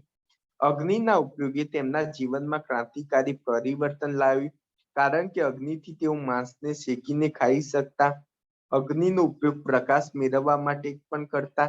તેના ઉપયોગથી જંગલી પ્રાણીઓથી પોતાનું રક્ષણ પણ કરી શકતા હતા. અગ્નિના ઉપયોગની જેમ જીવન મહત્વનું પરિવર્તન લાવનાર ચક્ર, ઝાડના થડ અને ઝાડના લાકડામાંથી તેઓ ચક્ર બનાવતા શીખ્યા. આજથી વર્ષ 12,000 વર્ષ પહેલા વિશ્વભરમાં વાતાવરણમાં વ્યાપક પરિવર્તન આવ્યું હતું. એટલે ટૂંકમાં ઈસવીસન પૂર્વે 10,000 વર્ષ પહેલાની વાત કરે છે. ઈસવીસન પૂર્વે 10,000 પહેલા વાતાવરણમાં વ્યાપક પરિવર્તન આવ્યું. દુનિયામાં અનેક ક્ષેત્રોમાં તાપમાન વધતા વનસ્પતિ અને ઘાસના ક્ષેત્રો ઉભા થયા. તેને પરિણામે ઘાસ ખાનાર હરણ, ઘેટા, બકરા જેવા તૃણાહારી પ્રાણીઓની પણ સંખ્યા વધી. તેનો લાભ આદિમાનવને ચોક્કસ મળ્યો. તેઓ આ પ્રાણીઓને રીતભાતનો અભ્યાસ કરવા લાગ્યા. આમ તેમનો માનસિક વિકાસ પણ થવા માંડ્યો. તેમજ વાતાવરણમાં આવેલ પરિવર્તનના કારણે ઘાસ, વૃક્ષો અને વનસ્પતિની સાથે ઘઉં, જવ અને અન્ય ધાન્યના પણ સંપર્કમાં આવ્યા. અને પથ્થરના ઉપયોગથી સ્ત્રીઓ, પુરુષો, બાળકો અનાજના દાણા એકત્રિત કરતા. કુતૂહલ વૃદ્ધિથી થયેલા કાર્ય ધીમે ધીમે ભારતમાં કૃષિની શરૂઆત કરી. લોકો ધાન્ય ઉગાડવા પથ્થરનો ઉપયોગ થયા અને નદીના કિનારાની આસપાસ ધાન્ય ઉછાળવા લાગ્યા. ધીમે ધીમે કૃષિની શરૂઆત થઈ. ઈસવીસન પૂર્વે 6,000 આપણને મેહરગઢમાંથી સૌ પ્રથમ કૃષિના પુરાવા મળ્યા છે. એક્ઝામની અંદર પૂછાય કે ભારતમાં કૃષિના સૌ પ્રથમ પુરાવા કઈ જગ્યાએથી મળે છે? તો ભાઈ મેહરગઢમાંથી સૌ પ્રથમ કૃષિના પુરાવા પ્રાપ્ત થયા છે. તેમને ધાન્ય ઉગતું હતું. તેની આસપાસ ગારા માટીના ઘાસના મકાનોમાં પણ રહેવાનું શરૂ કર્યું. ક્રમશઃ તેમના ભટકતા જીવનનો અંત આવ્યો અને સ્થાયી જીવનની શરૂઆત થઈ. તેમના સ્થાયી જીવનનો પ્રથમ સાથીદાર મિત્ર એટલે કૂતરું. એટલે તમને એક્ઝામમાં પૂછાય કે ભાઈ સ્થાયી જીવનના પ્રથમ આદિમાનવ જે સ્થાયી જીવન જીવવાની શરૂઆત કરી તેનો પ્રથમ સાથીદાર કોણ હતો? તો ભાઈ કૂતરું હતું. તે સિવાય ઘેટા, બકરા, ગાય, ભેંસ, ઊંટ જેવા પશુઓથી પણ પરિચિત થયા. ધીમે ધીમે તેમની સાથે પણ સમાયોજન શરૂ કર્યું. આવા પાલતુ પશુઓ તેઓ જંગલના હિંસક પ્રાણીઓથી રક્ષણ કરતા. આમ તેઓ ખેતીની સાથે પશુપાલન સાથે સંકળાયા. જો કે તેમણે પશુઓનો ઉપયોગ દૂધ માટે ક્યારે કર્યું તે અંગે સંશોધન થઈ રહ્યું છે. તો ભાઈ પશુમાંથી દૂધ વિશે એમને સમજ ક્યારે આવી એના વિશે સંશોધન થયું છે. અહીં આગળ સ્થાયી જીવનની વાત કરી છે તો આપણને અલગ અલગ પુરાવા આપણને કઈ જગ્યાએથી પ્રાપ્ત થયા છે એના વિશે આપણને ઇન્ફોર્મેશન આપેલી છે. તો અહીં આગળ તમે જુઓ કે ઘઉં, જવ, ઘેટા, બકરા, પથ્થરના ઓજારો એ આપણને મેહરગઢમાંથી ઇન્ફોર્મેશન મળી છે. ચોખા અને પ્રાણીઓના હાડકા એ આપણને કોલ્ડી હવામાંથી મળેલી છે. એક્ઝામમાં પૂછાય કોલ્ડી હવા કઈ જગ્યાએ આવ્યું છે? કોલ્ડી હવા એટલે ભાઈ કોલ્ડ હવા એ રીતે યાદ રાખી શકો છો. તો ઉત્તર પ્રદેશમાં ભાઈ કોલ્ડી હવા આવેલું છે. મહાગઢા પ્રદેશ કઈ જગ્યાએ આવેલું છે? તો મહાગઢા યુપીમાં. તેમાં ચોખા, ઘેટા, બકરા અને પથ્થરના ઓજારના પુરાવા મળે છે. માનવ વસાહત અને ગેંડાના પુરાવા. તો માનવ વસાહત અને ગેંડાના પુરાવા આપણને ભાઈ લાંથણજ ખાતે મળે છે. મને કોમેન્ટ બોક્સમાં જણાવો ગુજરાતમાં લાંથણજ કયા જિલ્લામાં આવેલું છે? ઘઉં, મસૂર, કૂતરા, ખાડાવાળા મકાન આપણને બુછોમ અને ગુફ્રફાલ થી મળે છે. ટૂંકમાં બુછોમ અને ગુફ્રફાલ જે છે એ જમ્મુ કાશ્મીરમાં આવેલું છે. ભેંસ, બળદ અને ઓજારના પુરાવા આપણને બિહારના ચિરાદમાંથી મળી આવ્યું છે. ભાઈ બિહારના ચિરાદમાંથી આપણને ભાઈ મળી આવ્યું છે. અહીં આગળ મેહરગઢ અને ઇનામઘાટ જે શહેરો છે એમાંથી આપણને તીક્ષ્ણ ઓજારોના પણ પુરાવા મળે છે, જે આપણને ભાઈ કૃષિ વિશે ઇન્ફોર્મેશન આપવામાં આવે છે. પ્રાચીન સમયમાં મેહરગઢ ભારતનું સૌથી પ્રાચીન ગામ ગણી શકાય. એક્ઝામમાં પૂછે કે ભારતનું સૌથી પ્રાચીન ગામ કયું? તો મેહરગઢ કહેવાય. જેમાં લોકો જવ અને ઘઉંની ખેતીની અહીં આગળ શરૂઆત કરી હોય છે એવી માન્યતા છે. ઓકે, હવે અહીં આગળ પ્રશ્ન પૂછાયેલા છે એક જ મિનિટ. અહીં આગળ મહારાષ્ટ્રના ઇનામ ગામ શહેર છે, ત્યાં આગળ બાળકોના મૃતદેહના અવશેષ અને ઘોર આકારના ઘરોમાં રહેતા હતા એવી માન્યતા છે. તો કદાચ તમને એક્ઝામમાં પૂછાય કે ઘોર આકારના મકાનો આપણને કઈ જગ્યાએથી મળી આવે છે, તો મહારાષ્ટ્રના ઇનામ ગામમાંથી આપણને ભાઈ ઘોર ઘરો આપણને મળી આવે છે, ઘોર આકારના મકાનો આપણને પ્રાપ્ત થઈ આવે છે. ઓકે. હવે આદિ માનવ કેવું જીવન જીવતા હતા, તો ભાઈ ભટકતું જીવન જીવતા હતા. આદિ માનવ શિકાર કરવા માટે કયા સાધનનો ઉપયોગ કરતા હતા? ભાઈ શિકાર કરવા માટે કયા સાધનનો ઉપયોગ કરતા હતા? આદિ માનવ કયા સાધનનો ઉપયોગ કરતા ન હતા? અહીંયા આગળ શું છે ભાઈ, કયા સાધનનો ઉપયોગ કરતા ન હતા? લાકડાના હથિયારનો ઉપયોગ કરતા હતા, પથ્થરના હથિયારનો ઉપયોગ કરતા હતા અને હાડકાના હથિયારનો પણ ઉપયોગ કરતા હતા. આદિમાનવ બંદૂકનો ઉપયોગ નતા કરતા. ભીમબેટકા કયા રાજ્યમાં આવેલું છે? તો ભીમબેટકા એમપીમાં આવેલું છે. સ્થાયી જીવનથી આદમ માનવે કેવી પ્રવૃત્તિઓ શરૂ કરી ન હતી? સ્થાયી જીવન જીવ્યું તો આદિ માનવે કઈ પ્રવૃત્તિ શરૂ નથી કરી? તો સ્થાયી જીવન જયારે શરૂઆત થઈ ત્યારે ઉદ્યોગની શરૂઆત નથી કરી. તો અહીંયા આગળ ન હતી એ બહુ આવશ્યક ધ્યાન રાખજો. ભૂલ ઉતાવળમાં ના કરીને આવતા, નહીં તો પછી માર્ક્સ કપાશે. ઓકે.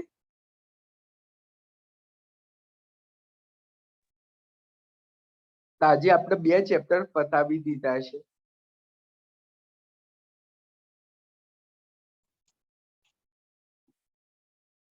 ભાઈ આવું જ પૂછાય તલાટીમાં. તલાટીમાં બીજું કઈ ખાસ પૂછાય નહીં. ખબર તો પડે છે ને દરેકના? દરેકના ખ્યાલ તો આવે છે ને?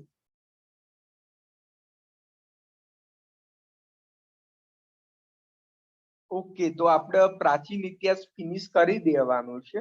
ઓકે.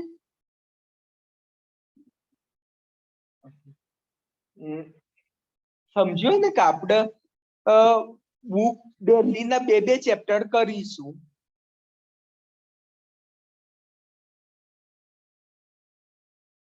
ટેન્શન ના લો કે બંધારણનું લેક્ચર છે ને એટલે મેં વાત નથી કરી કે તમને એવું હોય તો અત્યારે નેટમાં ઇસ્યુ આવી રહ્યા છે ને અનિરુદ્ધ સરના ત્યાં, મારા ત્યાં પણ વાઈફાઈ અત્યારે બંધ છે. તો અત્યારે મેં કોલ કર્યું છે, તેમને કીધું ટૂંક સમયમાં કરી દઈશ. તો જેવું વાઈફાઈ ઓન થશે તરત જ કરી દઈશ. સ્ટાન્ડર્ડ 6 to 12 સુધીના દરેક ચેપ્ટર ચલાવવાના છે.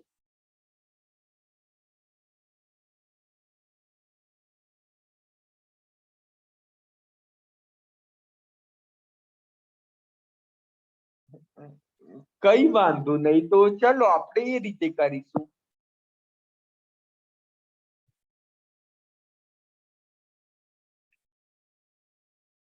કઈ વાંધો નહીં, તો આપણે ડાયરેક્ટ છે ને ડાયરેક્ટ લખીને જ ચલાવીશું.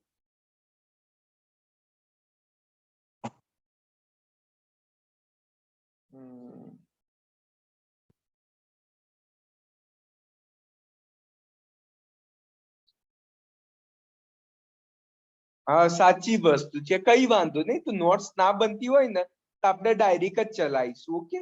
તો કઈ ટેન્શન ના લેતા, કાલથી આપણે ડાયરેક્ટ લખીને જ ચલાવીશું.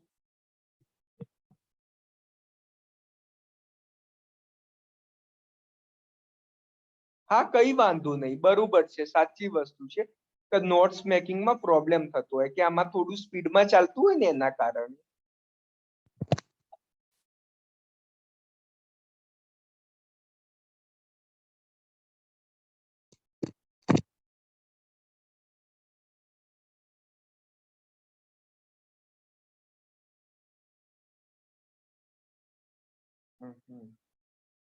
એટલે શું પ્રોબ્લેમ થાય છે?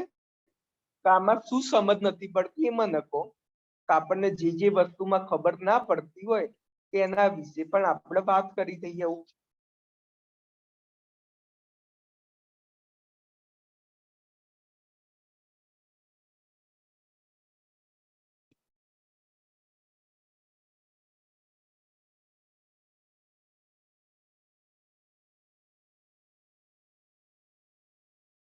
એટલે પ્રોબ્લેમ થઈ આજે કોઈ કોઈ નામ આમાં સમજવા જેવું તો શું હતું, મને તો એ થાય છે.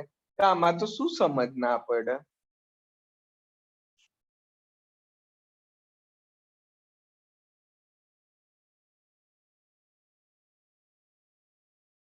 ઓકે ઓકે, એટલે ટૂંકમાં તમારે લખવામાં અને સમજવા બંનેમાં સ્પીડ અલગ અલગ થઈ જતી હોય છે, એ રીતે થાય છે. હા કઈ વાંધો નહીં, કાલે આપણે લખીને જ ચલાવીશું. ઓકે,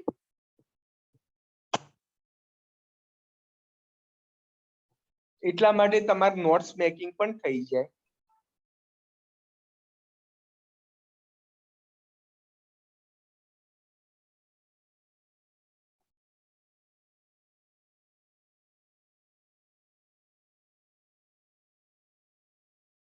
ઓકે, તો કઈ વાંધો નહીં, આપણે કાલથી આપણે લખીને ચલાવીશું એટલે તમને દરેક ખ્યાલ આવી જાય. ઓકે, આવતીકાલે હિસ્ટ્રી રાખીએ, પછી 2 દિવસ ગુજરાતી રાખી દઈશું. ને ગુજરાતીના સ્ટાન્ડર્ડ 6 ના પાઠ વાંચીને આવજો તમે.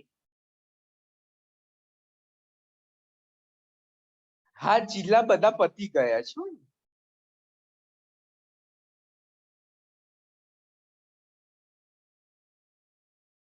હા, બીએમસી માં સેમ જ સિલેબસ છે.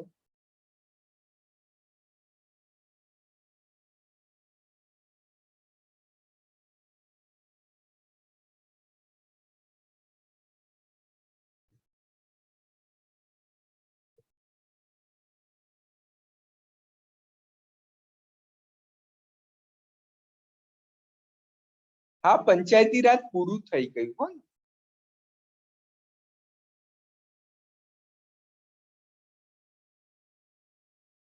હા, કાલે 7 ને 10 જ લેક્ચર રહેશે. હવે કેવું છે કે દરેકે દરેક આજે જે પ્રમાણે સંખ્યા આવી, તો આજે માત્ર ને માત્ર 25 થી 27 સંખ્યા આવી છે. કોઈ ખાસ એટલી સંખ્યા પણ નથી આવી. ને ગ્રુપની અંદર પ્રોબ્લેમ ઘણા બધાનો હોય છે. કદાચ લેક્ચર ભાઈ 5:30-6 વાગે રાખીશ ને, તો જે 20 થી 22 સંખ્યા આવે છે એ પણ નહીં આવે.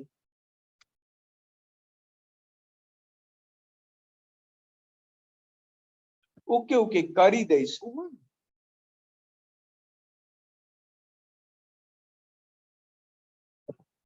ઓકે, તો ચાલો ફિનિશ કરીએ છીએ.